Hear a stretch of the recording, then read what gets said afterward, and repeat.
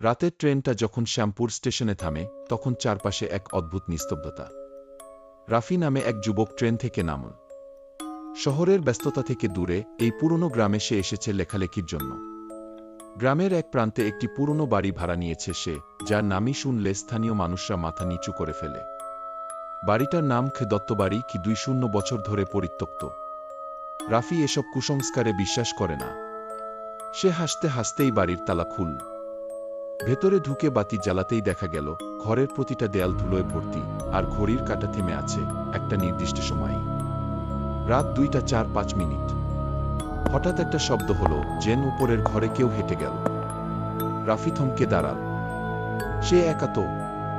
ধীরে ধীরে সে সিঁড়ির দিকে এগোতে লাগল। তার পা থেকে শব্দ হচ্ছে, কিন্তু উপরের কক্ষ থেকেও স্পষ্ট শব্দ ভেসে আসছে, টাপ টাপ টাপ। হঠাৎ বাতিটা জ্বলে নিভে গেল। অন্ধকারে দাঁড়িয়ে রাফি মনে মনে নিজেকে শান্ত করল।